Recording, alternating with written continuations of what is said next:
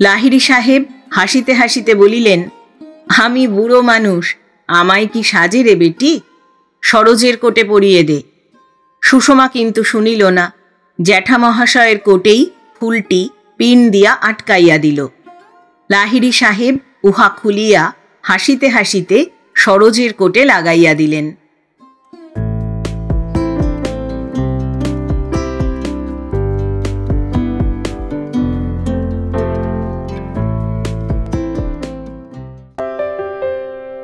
শুভেচ্ছা বন্ধুরা, একরাশ শুভেচ্ছা আর ভালোবাসা।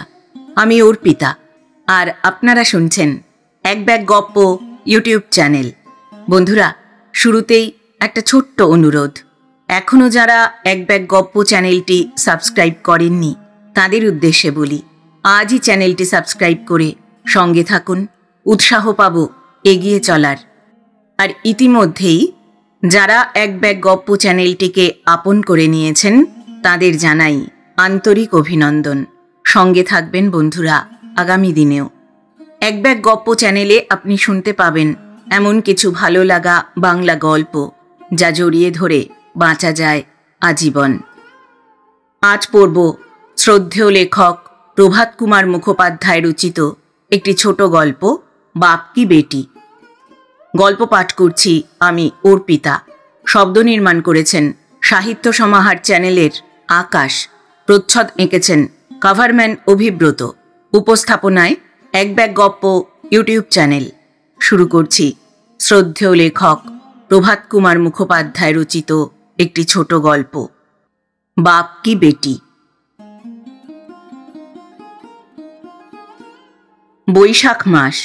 আপার সার্কুলার রোডের একটি বাড়িতে mister G Lahiri, bar at law, পুরা নাম গিরীন্দ্রনাথ লাহিড়ী, সন্ধ্যার পর পায়জামা স্যুট পরিধান করিয়া দ্বিতলের খোলা বারান্দায় ইজি চেয়ারে বসিয়া আছেন। একটা খবরের কাগজ পড়িতে পড়িতে দু এক পেগ হুইস্কি পান করিয়া ডিনারের জন্য প্রস্তুত হইতেছেন। তাহার বেয়ারা একটি কলাই করা ট্রের উপর একখানি চিঠি আনিয়া টেবিলের উপর তাহার সামনে রাখিয়া প্রস্থান করিল। চিঠিখানি লইয়া লাহিড়ী সাহেব ডাকিলেন, সরোজু, ও সরোজু, শোনো। তাহার পত্নী মিসেস লাহিড়ী এই আহ্বানে বাহির হইয়া আসিয়া বলিলেন, কেন?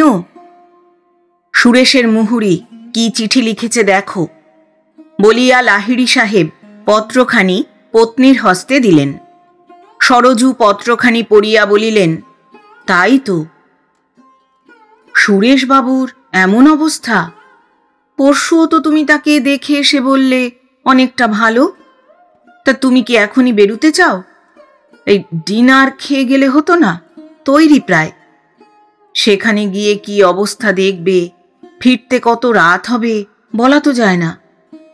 লাহিড়ী সাহেব বলিলেন, না, দেরি করে এই দরকার নেই। দেখছো না লিখেছে এখন তখন অবস্থা।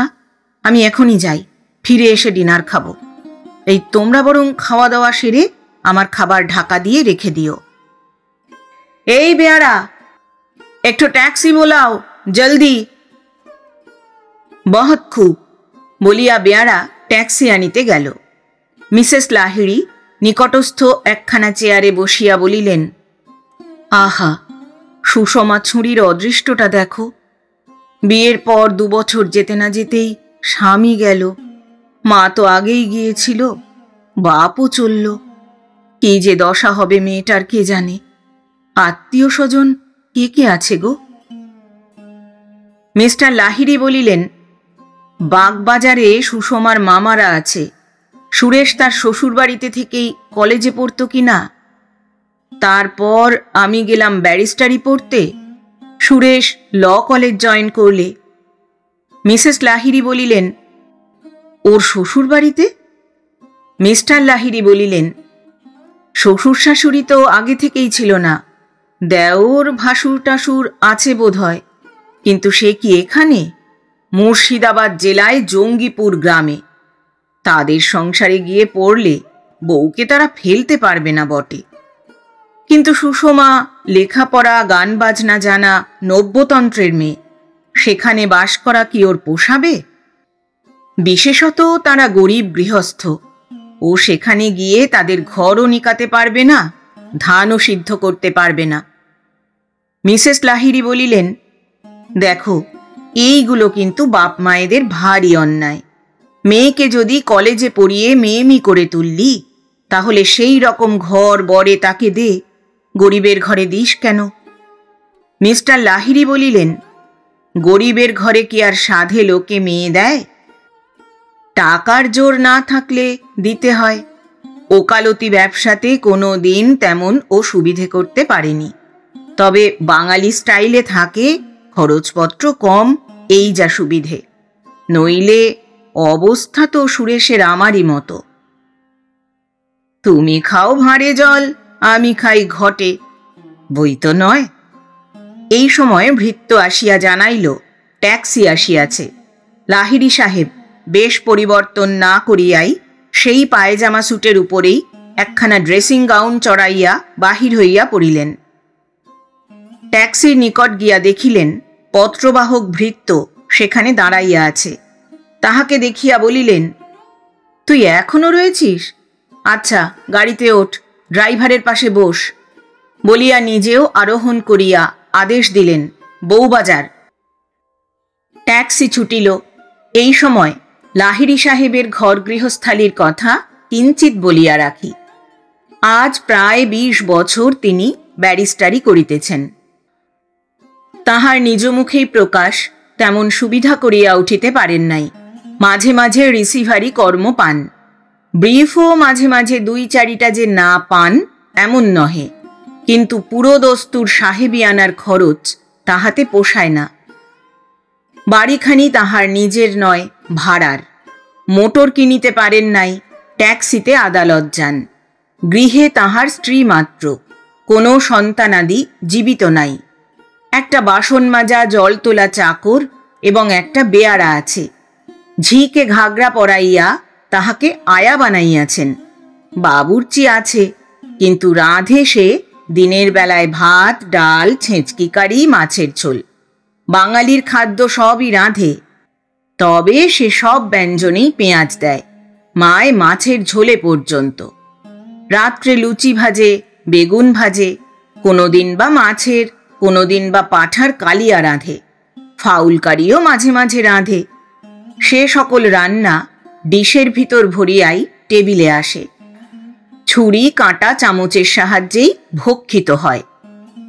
মৃত্যুপথযাত্রী বাল্যবন্ধু সুরেশবাবুও মাঝে মাঝে নিমন্ত্রিত হইয়া খাইয়া যাইতেন। সুরেশবাবু কুসংস্কার বর্জিত আধুনিক হিন্দু, তবে তিনি বারেন্দ্র শ্রেণীর ব্রাহ্মণ হইয়া রাঢ়ী শ্রেণীর কন্যাকে বিবাহ করিয়াছেন, অবশ্য হিন্দু মতেই। আজকাল তো অনেকেই বলিতেছেন ইহাতে জাতি যায় না এবং না যাওয়াই তো উচিত। বউবাজারে বন্ধু গৃহে পৌঁছিয়া লাহিড়ী সাহেব দেখিলেন সুরেশবাবুর দেহ যেন শয্যার সঙ্গে মিশিয়া রহিয়াছে।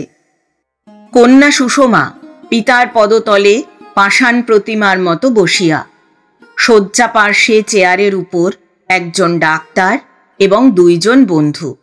ইহারাও হাইকোর্টের উকিল, লাহিড়ী সাহেবেরও পরিচিত। কিয়ৎ দূরে মাদুর পাতিয়া বসিয়া সুরেশবাবুর মুহুরী প্রৌঢ় বয়স্ক হরনাথ চক্রবর্তী। ভৃত্য তাড়াতাড়ি লাহিড়ী সাহেবের জন্য একখানি চেয়ার আনিয়া দিল। লাহিড়ী নিম্ন স্বরে একজন উকিল বন্ধুকে জিজ্ঞাসা করিলেন, ঘুমুচ্ছেন? তিনি বলিলেন, হ্যাঁ, একটু আগেও জিজ্ঞাসা করছিলেন, লাহিড়ী এখনো এলো না। উইল করেছেন, আপনাকেই তার এক্সিকিউটার করেছেন, মুখে আপনাকে কিছু বলে যাবেন, সেই জন্যে বড় ব্যস্ত হয়েছেন। লাহিড়ী সাহেব জিজ্ঞাসা করিলেন, ডাক্তার কি বলছেন? উকিল বন্ধু বলিল, আজ রাত কাটার আশা কম। নিদ্রিত বন্ধুর মুখপানে কিয়ৎক্ষণ এক দৃষ্টে তাকাইয়া থাকিয়া একটি দীর্ঘ নিঃশ্বাস ফেলিয়া সজল নয়নে লাহিড়ী সাহেব উঠিলেন। ইঙ্গিতে সুষমাকে ডাকিয়া তাহাকে পার্শ্বের ঘরে লইয়া গেলেন। সোফার উপর নিজ পার্শ্বে সুষমাকে বসাইয়া স্নেহপূর্ণ স্বরে বলিলেন, মা। সব বুঝছ তো? সুষমা এবার ফুঁপাইয়া কাঁদিয়া উঠিল, বলিল, কি হবে জ্যাঠামশাই? লাহিড়ী সাহেব সুষমার পিঠে হাত বুলাইতে বুলাইতে বলিলেন, কেঁদো না মা, চুপ করো। ঈশ্বর যা করবেন তাই হবে। তোমার মামাদের খবর দেওয়া হয়েছে? সুষমা বলিল, হ্যাঁ, বড় মামার কাছে মুহুরী বাবুকে পাঠিয়েছিলাম। লাহিড়ী সাহেব বলিলেন, কবে? সুষমা বলিল, আজ বেলা 2টোর পর। তার আগে তো বিশেষ কোনো ভয় আছে বলে জানতে পারিনি। লাহিড়ী সাহেব বলিলেন, মামারা কি বলছেন? এখনো এলেন না? সুষমা বলিল, সন্ধ্যার পর আসবেন বলে দিয়েছেন। এই সময় উকিল বন্ধু আসিয়া বলিলেন, আসুন মিস্টার লাহিড়ী, সুরেশবাবু জেগেছেন। লাহিড়ী তাড়াতাড়ি রোগীর গৃহে ফিরিয়া গেলেন। চেয়ারে বসিয়া বন্ধুর একখানি হাত নিজের 2 হাতের মধ্যে ধরিয়া বলিলেন, কেমন আছো ভাই এখন? সুরেশবাবু কোনো উত্তর না করিয়া ফ্যাল ফ্যাল করিয়া লাহিড়ীর মুখের দিকে চাহিয়া রহিলেন। লাহিড়ী আবার বলিলেন, কোনো কষ্ট হচ্ছে কি? রোগী একটি দীর্ঘ নিঃশ্বাস ফেলিয়া বলিলেন, কষ্ট? কই? হ্যাঁ গিরিন ভাই, আমি তো চললাম, একটা বিশেষ কথা, তাই তোমায় ডেকে পাঠিয়েছি। একজন উকিল বন্ধু দাঁড়াইয়া উঠিয়া অপর সকলকে বলিলেন, চলুন না, আমরা একটু ও ঘরে যাই। রোগী ধীরে ধীরে একটি শীর্ণ হস্ত তুলিয়া ক্ষীণ স্বরে বলিলেন, না না না, কেউ যেও না, থাকো। উকিলবাবু আবার বসিলেন। রোগী তখন কন্যার মুখপানে চাহিয়া বলিলেন, জল। সুষমা তাড়াতাড়ি জল আনিয়া ফিডিং কাপের সাহায্যে পিতাকে পান করাইয়া দিল। জল পান করিয়া রোগী ধীরে ধীরে বলিতে লাগিলেন, গিরিন ভাই, আমার সুশীকে আমি তোমার জিম্মায় দিয়ে যেতে চাই। ওর ভার তুমি নিতে পারবে তো ভাই? লাহিড়ী বলিলেন, নিশ্চয়, ও যেমন তোমার মেয়ে তেমনি আমারও মেয়ে। আমার তো কোনো সন্তানাদি নেই, আমি ওকে নিজের মেয়ের মতন করেই পালন করব। তার জন্যে তুমি কিচ্ছু ভেবো না ভাই। রোগী বলিলেন, তুমি নাও, ও যেমন লেখাপড়া শিখছে তেমনি শিখতে থাকুক। ওর মার 15,000 টাকা ছিল, সেই টাকাটা ওর জন্যে রেখে যাচ্ছি, তাই থেকে ওর খরচপত্র চালিও। একটা ভালো পাত্র দেখে ওর আবার বিয়ে দিও ভাই। 16 বছর বয়সে বিধবা হয়েছে, পুরো 2 বছরও স্বামীর ঘর করতে পায়নি। ওর জীবনের কোনো স্বাদ আহ্লাদি তো মেটেনি, সেজন্যেই ওকে আমি তোমার হাতেই দিয়ে যেতে চাই। ওর মামারা বড় লোক হলেও গোঁড়া হিন্দু, তারা ওর বিয়ে দেবে না। ওর ভাসুর দেওররা, তাদের তো কথাই নেই। একমাত্র তুমি আমার মেয়েটিকে নিয়ে যেও ভাই, নিয়ে গিয়ে যাতে ওর ভালো হয়, যাতে ও সুখে থাকে, তাই করো। তাহলে পরলোকে আমি শান্তি পাব। কথাগুলি শেষ করিয়া সুরেশবাবু অত্যন্ত ক্লান্ত হইয়া পড়িলেন এবং হাঁপাইতে লাগিলেন। একটু সামলাইয়া উঠিলে সুষমা কহিল, বাবা, একটু বেদানার রস খাবেন? ইঙ্গিতে সুরেশবাবু সম্মতি জানাইলেন। 2 চামচ বেদানার রস পান করিয়া আবার তিনি ঘুমাইয়া পড়িলেন। এই সময় সংবাদ আসিল, বাগবাজার হইতে সুষমার মামারা আসিয়াছেন। মুহুরীবাবু ইহাদের আনিতে তাড়াতাড়ি নামিয়া গেলেন। সুষমার 2 মামা ও 3 মামি উপরে উঠিয়া আসিলেন। সিঁড়িতে উহাদের পদশব্দ পাইয়া ডাক্তারবাবু প্রভৃতিকে লইয়া লাহিড়ী সাহেব পার্শ্ববর্তী কক্ষে প্রবেশ করিলেন। কিয়ৎক্ষণ পরে সুষমার বড় মামা অবিনাশবাবু সেই কক্ষে আসিয়া বলিলেন, হ্যাঁ হে গিরিন, সুরেশের এরকম অসুখটা হয়েছিল, আগে আমাদের খবর দিতে নেই? লাহিড়ী বলিলেন, আগে কি আমরাই জানতে পেরেছিলাম? পরশুও তো আমি দেখে গেছি, তখনও কোনো ভয়ের কারণ উপস্থিত হয়নি। কিয়ৎক্ষণ কথাবার্তার পর কল্যপ্রাতেই আবার আসিবেন বলিয়া লাহিড়ী সাহেব বিদায় গ্রহণ করিলেন। অবিনাশবাবুরা সকলেই রাত্রে এখানে থাকিবেন। ভোর রাত্রে সুরেশবাবুর আত্মা দেহপিঞ্জর ভেদ করিয়া অনন্তের পথে উধাও হইল। লাহিড়ী সাহেব বেলা 8টার সময় আসিয়া দেখিলেন, বল হরি হরিবোল শব্দে সবাধার সিঁড়ি বাহিয়া নামানো হইতেছে। সুষমার বয়স যখন 11 বছর, সেই সময় তাহার মাতৃবিয়োগ হয়। সুরেশবাবুর বয়স তখন 35 বৎসর মাত্র। বন্ধু বান্ধব সকলেই তখন পুনরায় বিবাহ করিতে তাহাকে পরামর্শ দিয়াছিলেন।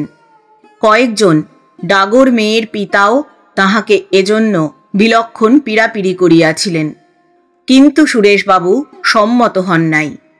ইতিপূর্বে মেয়েকে তিনি বাড়িতে লেখাপড়া শেখাইতেন। চাকর বামুন লইয়া বাসা, তিনি আদালতে চলিয়া গেলে দীর্ঘদিন মেয়েকে দেখে কে? তাই সুষমাকে তিনি বেথুন স্কুলে ভর্তি করিয়া দিলেন।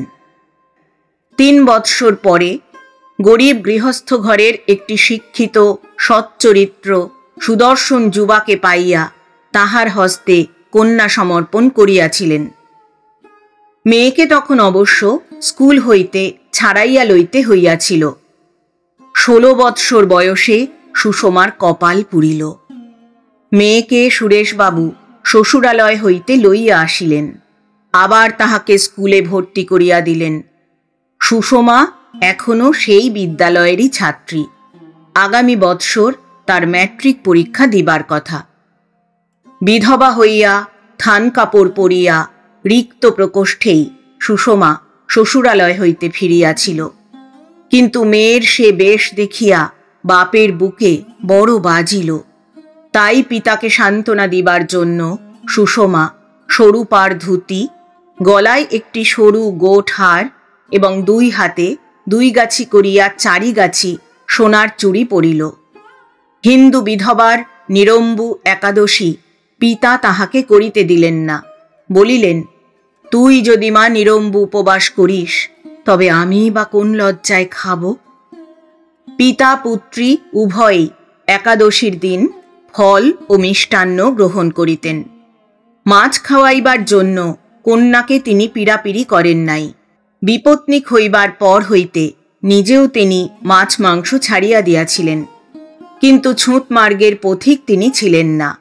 2-3 মাস পূর্বেও তিনি লাহিড়ী গৃহিণী কর্তৃক নিমন্ত্রিত হইয়া কন্যা সহ তাহার টেবিলে বসিয়া নিরামিষ আহার করিয়া আসিয়াছিলেন। মামা মামিরা উপস্থিত থাকিয়া বউবাজারের বাসাতেই সুষমাকে দিয়া তাহার পিতৃশ্রাদ্ধ সম্পন্ন করাইলেন। সুষমা লাহিড়ী সাহেবের তত্ত্বাবধানে তাহারই পরিবারভুক্ত হইয়া অতঃপর বাস করিবে, একথা উইলেই স্পষ্টাক্ষরে লিখিত ছিল। ইহা অবগত হইয়া মামারা কিন্তু বড়ই বিরক্ত হইলেন। একে তো ভাগিনেয়ীর কপাল দোষে ইহকালটি তাহার নষ্ট হইয়াই গিয়াছে, তদুপরি ম্লেচ্ছাচার সম্পন্ন বিলাত ফেরত লাহিড়ী সাহেবের গৃহে অবস্থান করিয়া এবং সম্ভবত পুনরায় বিবাহ করিয়া পরকালটিও নষ্ট হইয়া যায়, ইহা তাহাদের অসহ্য বোধ হইল। কিন্তু তাহাদের গৃহিণীরা এক বাক্যে বলিলেন, ভালো ভালো, সেই ভালো। নিকুরে পর্ণে গাইয়ে বাজিয়ে ওই আগুনের খাপড়া করে রাঁড়িকে আগলে থাকা কি সোজা কথা? ও দায় যে আমাদের ঘাট থেকে নেমেছে, সে ভাগ্যই বলতে হবে। শ্রাদ্ধ হইয়া গেলে লাহিড়ী সাহেব উদ্যোগী হইয়া মৃত বন্ধুর জিনিসপত্র বিক্রয় করিয়া দেনা পাওনা মিটাইয়া সুষমাকে নিজ গৃহে লইয়া গেলেন। মিসেস লাহিড়ী স্নেহ ও সমাদরে তাহাকে বুকের মধ্যে গ্রহণ করিলেন। 1 বৎসর কাটিয়া গিয়াছে। সুষমা বেথুন স্কুলে পড়িতেছে। স্কুলের গাড়িতে যাতায়াত করে। তবে এখন পূজার ছুটি, সারাদিন সে বাড়িতেই থাকে। তার বড় মামা অবিনাশবাবু মাঝে একদিন মাত্র আসিয়া তাহার সহিত সাক্ষাৎ করিয়া গিয়াছিলেন। লাহিড়ী সাহেব সুষমার সমস্ত টাকা ব্যাংকে জমা করিয়া তাহারই নামে হিসাব খোলাইয়া দিয়াছেন। তবে চেক বহিখানি তিনি নিজের কাছে রাখেন। তাহার খরচপত্রের হিসাবে প্রতি মাসে 1খানি করিয়া চেক তিনি তাহাকে দিয়া সহি করাইয়া লন। সুষমা যে 15,000 টাকার মালিক, ইহা হাইকোর্ট, বার লাইব্রেরি ও উকিল লাইব্রেরিতে প্রচার হইতে দেরি লাগে নাই।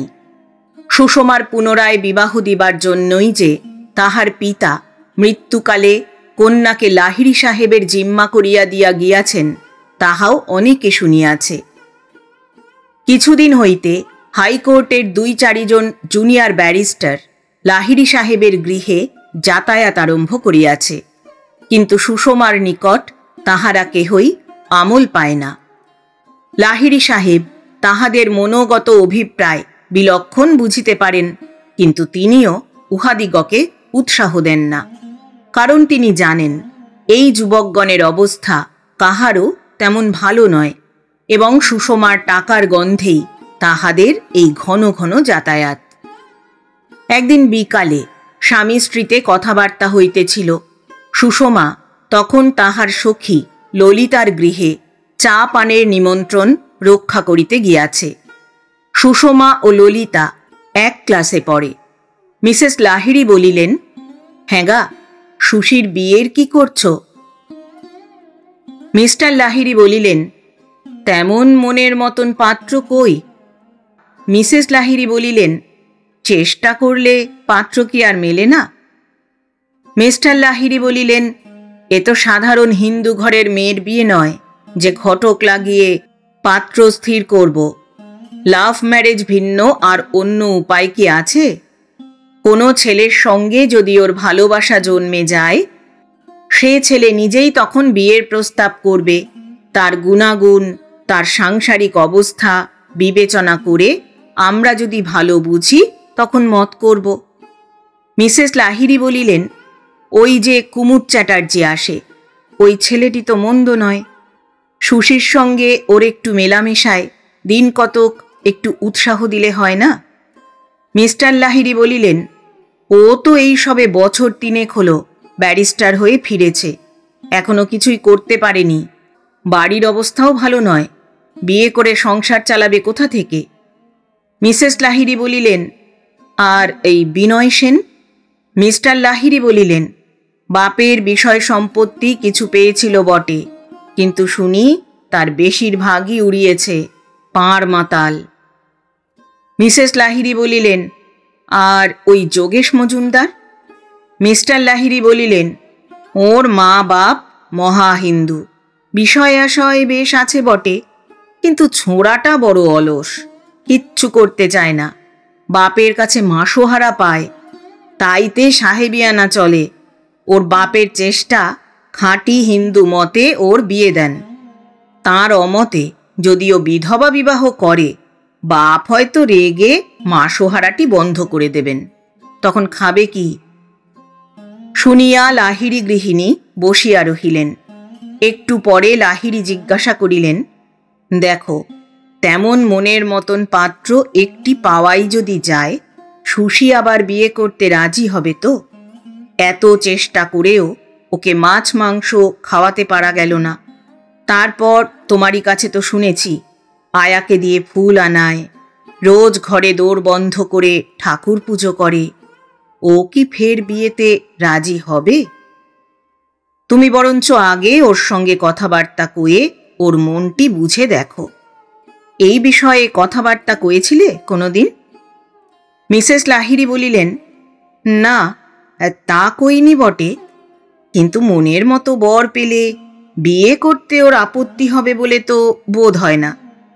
এত লেখাপড়া করছে, জুতো মোজা পরে বেড়াচ্ছে, টেবিলে বসে বাবুর্চির রান্না খাচ্ছে, তা মাছ মাংস নাই খাক, বিলেতেও দুঃস্ব বলে মনে করবে না। লাহিড়ী সাহেব হাসিয়া বলিলেন, ওটা ভাবা কিন্তু তোমার ভুল। জুতো মোজা পরে বেড়ায়, বাবুর্চির রান্না খায়, ওগুলো সব বাইরের জিনিস। কোনটা কর্তব্য, কোনটা ধর্ম, কোনটা অধর্ম, এসব হলো অন্তরের জিনিস। বাইরের আচারের সঙ্গে তার যে বড় বেশি যোগ আছে তা নয়। যা হোক, কথাবার্তায় তুমি ওর মনটি বুঝে দেখবার চেষ্টা করো। মিসেস লাহিড়ী বলিলেন, আচ্ছা, আমি তা করব। এই সময় সুষমা ফিরিয়া আসিল। তাহার হাতে ফিকা নীল ফিতায় বাঁধা সুন্দর একটি বাক্স। আসিয়া হাসিতে হাসিতে বলিল, জ্যাঠাইমা, তোমার জন্যে আমি একটি গন্ধ এনেছি। বলিয়া বাক্সটি মিসেস লাহিড়ীর হাতে দিল। মিসেস লাহিড়ী উহা খুলিয়া বলিলেন, বাহ, শিশিটা কি সুন্দর! কোথায় কিনলি মা? সুষমা বলিল, আমরা যে মার্কেটে গিয়েছিলাম। মিসেস লাহিড়ী বলিলেন, তোরা কারা, কে কে গিয়েছিলি? সুষমা কহিল, ললিতা, আমি আর ললিতার দাদা ডক্টর ঘোষ। মিসেস লাহিড়ী বলিলেন, কত দাম নিলে?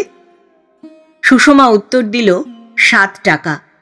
গন্ধ অবশ্য কেমন হবে জানি নে, কিন্তু শিশিটি দেখে আমার ভারী পছন্দ হলো, কিনে ফেললাম। আমার সঙ্গে টাকা ছিল, দাম দিতে গেলাম, কিন্তু ডক্টর ঘোষ কিছুতেই আমায় দাম দিতে দিলেন না। মনে করলাম তাহলে ফিরিয়ে দিই, নেব না। কিন্তু হয়তো সেটা অভদ্রতা হবে, তাই অগত্যা নিতে হলো। আমাকেও এটা কিনে দিলেন, ললিতাকেও ঠিক এই রকম একটা কিনে দিলেন। আচ্ছা জ্যাঠামশাই, নিয়ে খুব অন্যায় করেছি কি? লাহিড়ী সাহেব হাসিয়া বলিলেন, ফিরিয়ে দিলে অসৌজন্য হতো বই কি। গৃহিণী বলিলেন, ওরাই তোকে নামিয়ে দিয়ে গেল বুঝি? সুষমা কহিল, হ্যাঁ। গৃহিণী বলিলেন, ওদের উপরে আনলি নে কেন? চাটা খেয়ে যেত। সুষমা বলিল, চা আমরা ওদের বাড়ি থেকেই খেয়ে বেরিয়েছিলাম, তবু আমি বললাম, চলুন উপরে চলুন, জ্যাঠাইমা জ্যাঠামশাইয়ের সঙ্গে দেখা করে যাবেন না? ডক্টর ঘোষ বললেন, তোমার জ্যাঠাইমা জ্যাঠামশাইকে আমার নমস্কার দিও, আমি আর একদিন এসে তাদের সঙ্গে দেখা করব। গৃহিণী বলিলেন, আমরা এখনো চা খাইনি, যাও তোমা, আমাদের চা দিতে বলো, আর গন্ধটিও আমার ঘরে রেখে এসো। সুষমা চলিয়া গেলে মিসেস লাহিড়ী স্বামীর প্রতি কুটিল চাহনি হানিয়া হাসিতে হাসিতে বলিলেন, কি গো, হাওয়া কোন দিক থেকে বইছে কিছু বুঝতে পারছ? লাহিড়ী সাহেব উত্তর করিলেন, কিচ্ছু না। ওই ঘোষ ছোকরা কিরকম ডাক্তার, পুরো নাম কি? গৃহিণী বলিলেন, সুশীর কাছে শুনেছি তার নাম সরোজনাথ, সে বিলেত ফেরত ডাক্তার। লাহিড়ী সাহেব বলিলেন, বয়স কত? গৃহিণী বলিলেন, তা শুনিনি। অল্পক্ষণ পরে সুষমা ফিরিয়া আসিয়া ইহাদের নিকট বসিল। লাহিড়ী সাহেব বলিলেন, হ্যাঁ সুশী, ললিতারা তোকে নেমন্তন্ন করে নিয়ে গিয়ে খাওয়ায়, জিনিস দেয়, তুই ওদের নেমন্তন্ন করিস না কেন? সুষমা বলিল, করব জ্যাঠামশাই। লাহিড়ী সাহেব বলিলেন, করা উচিত নয় কি? তুমি কি বলো গো? বলিয়া তিনি পত্নীর পানে চাহিলেন। গৃহিণী বলিলেন, নিশ্চয়ই উচিত। স্থির হইল আগামী রবিবারে ললিতাদের ভাই বোনকে সুষমা নিমন্ত্রণ করিবে, দিনের বেলায়। নিমন্ত্রণ আমন্ত্রণ চলিতে লাগিল। ইহারা দেখিলেন শরৎ ছেলেটি বড় ভালো, তার বাপ মা জীবিত নহে, ওই বোন ললিতা, আরেকটি ছোট ভাইও আছে। লাহিড়ী সাহেব খবর লইয়া জানিলেন, শরৎ যদিও ৩-৪ বৎসর মাত্র বিলাত হইতে ফিরিয়াছে, তথাপি ইহারই মধ্যে বেশ পসার করিয়া লইয়াছে। ক্রমে ইহাও লক্ষ্য করিলেন সরোজের পক্ষে সুষমা একটি আকর্ষণের বস্তু। মাস 2 পরে একদিন সরোজ আসিয়া লাহিড়ী গৃহিণীর নিকট বলিল, আপনারা কি সুষমার আর বিয়ে দেবেন না? গৃহিণী বলিলেন, দেবারই তো ইচ্ছে। ওর বাবা এই জন্যেই তো ওকে আমাদের হাতে দিয়ে গেছেন, নইলে ওর মামারা অবস্থাপন্ন লোক, সেইখানেই তোর থাকবার কথা। কিন্তু তারা আবার গোঁড়া হিন্দু কি না? একথা তুমি কেন জিজ্ঞাসা করছো সরোজ? তোমার সন্ধানে কি কোনো ভালো পাত্র আছে? সরোজ বলিল, পাত্র একটি আছে, তবে ভালো কি মন্দ সেটা অবশ্য আপনাদেরই বিচার্য। গৃহিণী বলিলেন, কে বলো দেখি? সরোজ একটু সলজ্জ হাসি হাসিয়া বলিল, আমাকে কি আপনি সুষমার যোগ্য পাত্র মনে করবেন? গৃহিণী খুব বিস্মিত হইয়াছেন, এইরূপ ভান করিয়া বলিয়া উঠিলেন, তুমি তুমি সুশীকে বিয়ে করবে? সে তো পরম সৌভাগ্য। কিন্তু সুশীর মন কি তুমি বুঝেছ? সরোজ বলিল, না, চেষ্টা আমি এখনো করিনি মিসেস লাহিড়ী, আপনাদের অনুমতি না পেলে। গৃহিণী বলিলেন, সে তো ঠিক, তুমি যেমন ভদ্র ছেলে তার উপযুক্ত কাজই করেছ। আচ্ছা, উনি বাড়ি আসুন, ওকে জিজ্ঞাসা করি, উনি যেরকম বলেন তোমায় জানাবো। সরোজ বলিল, তাহলে দয়া করে আজ কি মিস্টার লাহিড়ীর মতটা জেনে রাখবেন? কাল আবার এই সময় আমি আসব কি? মিসেস লাহিড়ী মনে মনে হাসিয়া বলিলেন, বাবাজির যে আর তর সইছে না দেখছি। প্রকাশ্যে বলিলেন, হ্যাঁ, বেশ, এসো, আমি ওর সঙ্গে পরামর্শ করে রাখব, কাল আবার তুমি এসো। সরোজ আশান্বিত হৃদয়ে প্রস্থান করিল। রাত্রে নিভৃতে গৃহিণী স্বামীর নিকট কথাটা পাড়িলেন। লাহিড়ী বলিলেন, সরোজ যে সুশীর দিকে খুব ঝুঁকেছে তা আগে থেকেই বোঝা যাচ্ছিল। গৃহিণী বলিলেন, সে তো বটেই, তোমার কোনো অমত নেই তো? লাহিড়ী বলিলেন, ছেলেটি তো বেশ ভালোই, ডাক্তারিতে এরই মধ্যে বেশ পসার করে নিয়েছে, সুশিক্ষিত, সৎ চরিত্র। কিন্তু সুশী বেটি কি রাজি হবে? মিসেস লাহিড়ী বলিলেন, কেন রাজি হবে না? এর চেয়ে ভালো পাত্র আর কোথায় পাবে শুনি? মিস্টার লাহিড়ী বলিলেন, ভালো মন্দর কথা আমি বলছি নে, আমার কিন্তু মনে হয় ওর কেবল বাইরেটাই আধুনিক, কিন্তু ভিতরটা নিতান্ত সেকেলে। বিধবার আবার বিয়ে করা ও হয়তো মহাপাপ বলে মনে করে। তা যদি না হতো তবে ও মাছ মাংসও ছাড়ত না, একাদশীতে ফলমূলও খেত না, আর লুকিয়ে ঠাকুর পুজোও করত না। গৃহিণী বলিলেন, বেশ তো, সরোজ চেষ্টাই করুক না। মিস্টার লাহিড়ী বলিলেন, হ্যাঁ, সরোজকে বলো সে আগে বেশ করে ওর মন বুঝে দেখুক। সরোজ যেমন ওকে ভালোবেসেছে, সুশীও যদি তাকে সেই রকম ভালোবেসে থাকে তাহলে আর কথা কি। গৃহিণী বলিলেন, তাহলে ওই কথাই সরোজকে বলি? লাহিড়ী সাহেব বলিলেন, হ্যাঁ, বলো। দিন 15 পরে সুষমা একদিন মিসেস লাহিড়ীকে বলিল, পরশু রবিবার বিকেলে ললিতার দাদা ললিতাকে আর তার ছোট ভাইকে আলিপুরে ফ্লাওয়ার শো দেখাতে নিয়ে যাবে। ললিতা আমাকে জিজ্ঞাসা করেছে, তুই যাবি ভাই? তাহলে তোকে আমরা তুলে নিয়ে যাই। আমি বলেছি, আচ্ছা, জ্যাঠাইমাকে জিজ্ঞাসা করে কাল বলবো। গৃহিণী সস্নেহে সুষমার গায়ে হাত বুলাইয়া বলিলেন, বেশ তো, তা যেও মা, আর ওদের দুজনকে নেমন্তন্ন করো। শো থেকে ফিরে রাত্রে এখানে এসে খাওয়া দাওয়া করে যাবে। রবিবার বিকালে সরোজ আসিল, কিন্তু ললিতা কিংবা তার ছোট ভাই আসে নাই। বলিল, ললিতাকে এবং ছোট ভাইকে মাসিমা নিজ গৃহে লইয়া গিয়াছেন, আজ রাত্রে সেখানে তারা থাকিবে। মিসেস লাহিড়ী বলিলেন, তাহলে আর কি হবে? সরোজ বলিল, সুষমাকে নিয়ে যেতে পারি? মিসেস লাহিড়ী বলিলেন, বেশ তো, নিয়ে যাও। সুষমা বলিল, আজ থাক না জ্যাঠাইমা, অন্য একদিন গেলেই তো হবে। সরোজ বলিল, আজ কিন্তু বিশেষ করে গোলাপ ফুলেরই এক্সিবিশন, এটা মিস করা উচিত নয়।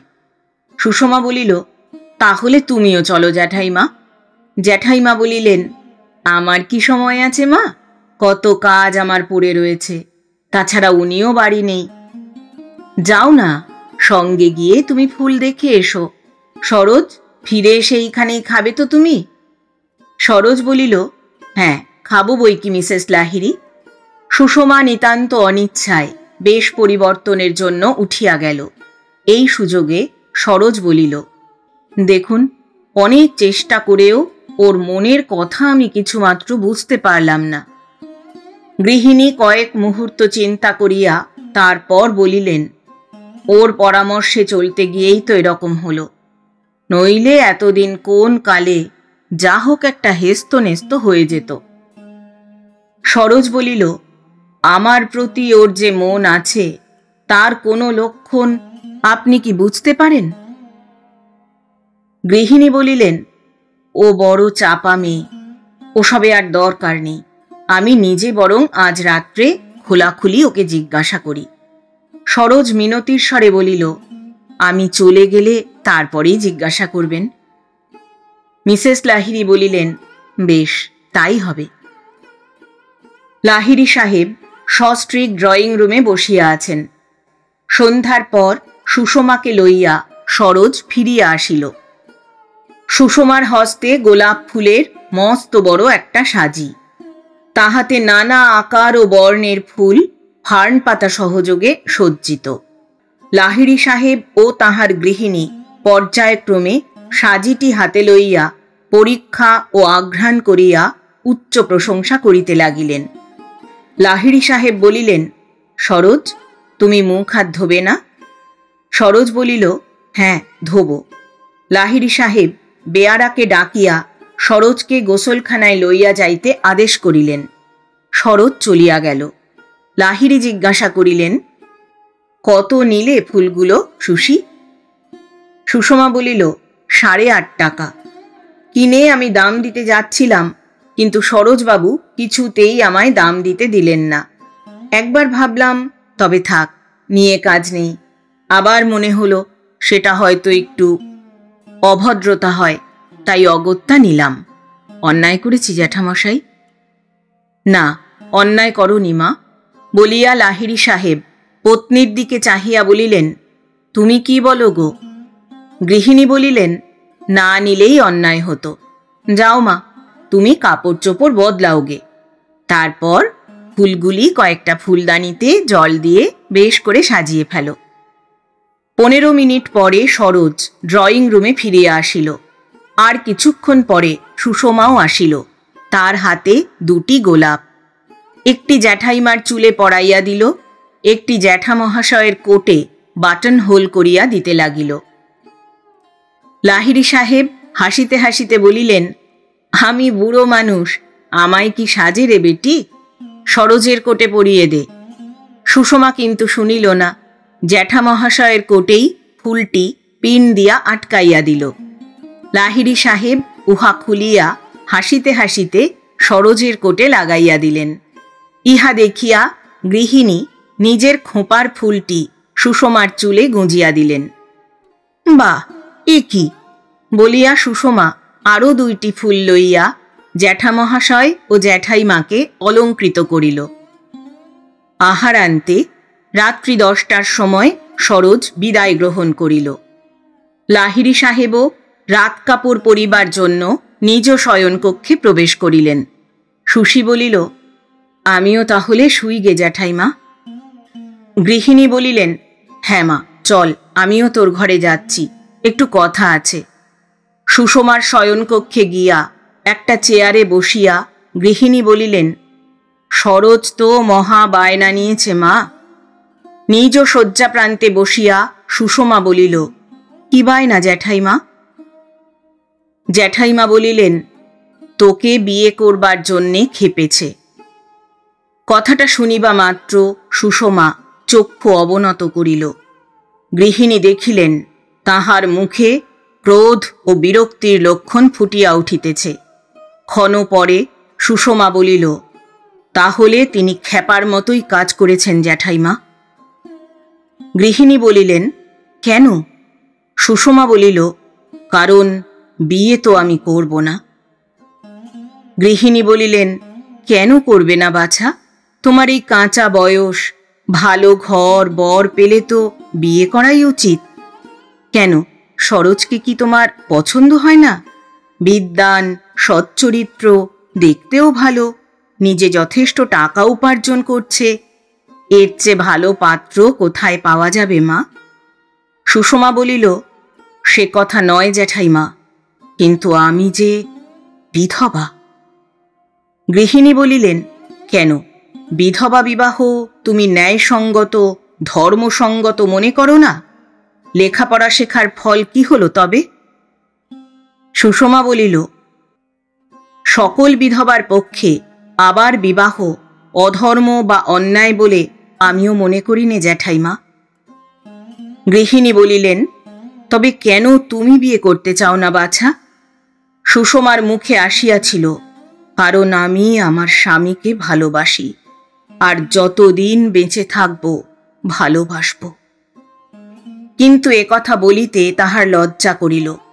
কয়েক মুহূর্ত ভাবিয়া লইয়া সে বলিল, আপনি তো জানেন জ্যাঠাইমা, আমার মা যখন চলে গেলেন, কত লোক তো বাবাকে ফের বিয়ে করার জন্য বলেছিলেন। বাবার তখন মাত্র ৩৫ বছর বয়স। পুরুষ মানুষের পক্ষে সেটা পূর্ণ যৌবনকাল। কিন্তু বাবা তো বিয়ে করেননি। বাবার ঘরে মার যে অয়েল পেন্টিং ছবিখানা টাঙানো থাকত, রোজ রাত্রে শুতে যাবার আগে মার সেই ছবিখানি বাবা নিজের হাতে ফুল দিয়ে সাজাতেন। ব্যারাম হবার পরও কয়েকদিন তার অন্যথা হয়নি। বাবা যদি আবার বিয়ে করতেন, তাহলে কেউ তো তাকে বলতে পারত না যে তিনি অন্যায় বা অধর্ম করলেন। লাহিড়ী গৃহিণী অবাক হইয়া কিছুক্ষণ সুষমার মুখের পানে চাহিয়া রহিলেন। তাহার কথাগুলির তাৎপর্য মনে মনে চিন্তা করিতে লাগিলেন। তারপর বলিলেন, তোমার বাবা তোমার মাকে নিয়ে কত বছর ঘরকন্যা করেছিলেন, কিন্তু তুমি তো বাছা তোমার স্বামীর সঙ্গে পুরো 2 বছরও কাটাতে পাওনি। সুষমা নীরবে নত মুখে বসিয়া রহিল, কোনো উত্তর করিল না। গৃহিণী আরও কিয়ৎক্ষণ নীরবে বসিয়া চিন্তা করিলেন। সুষমার প্রতি তাহার মন শ্রদ্ধায় পূর্ণ হইয়া উঠিল। বলিলেন, তোমার বাবা তোমার মাকে বড্ড ভালোবাসতেন, তা আমরা জানতাম। তোমার মার মৃত্যুর পর কিছুদিন অবধি তিনি পাগলের মতো হয়ে গিয়েছিলেন। আচ্ছা, একটা কথা আজ তোমায় জিজ্ঞাসা করি। তুমি রোজ আয়াকে দিয়ে ফুল আনাও। আমরা মনে করতাম লুকিয়ে লুকিয়ে তুমি ঠাকুর পুজো করে হিঁদুয়ানি বজায় রাখো। তুমিও কি তোমার বাবার মতন? সুষমা ধীরে ধীরে বলিল, আমার স্বামীর একখানি ফটোগ্রাফ আমার কাছে আছে। গৃহিণী আরও কিয়ৎক্ষণ নীরবে বসিয়া রহিলেন। তারপর বলিলেন, আচ্ছা মা, রাত হলো, শো এখন।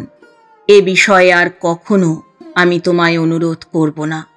তুমি আমার উপর রাগ করো না মা। সুষমা বলিল, না জ্যাঠাইমা, রাগ করব কেন? আপনি তো ভালো ভেবেই বলেছেন। আপনি আমার অপরাধ নেবেন না জ্যাঠাইমা। বলিয়া সুষমা গলায় আঁচল দিয়া ভূমিষ্ঠ হইয়া তাহাকে প্রণাম করিল।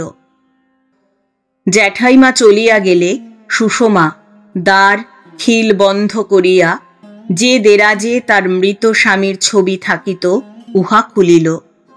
ছবিখানির চারিদিকে অদ্যপ্রাপ্ত তাজা গোলাপ ফুলগুলি তুলিয়া লইয়া জানালা গলাইয়া ফেলিয়া দিল। বস্ত্রাঞ্চলে ছবিখানি বেশ করিয়া মুছিয়া উহা মাথায় ঠেকাইয়া বলিতে লাগিল, তুমি আমায় ক্ষমা করো, ক্ষমা করো। আমি তো জানতাম না যে ও ফুলগুলোর সঙ্গে অলক্ষ্যে একজনের বাসনার কালি মাখানো আছে।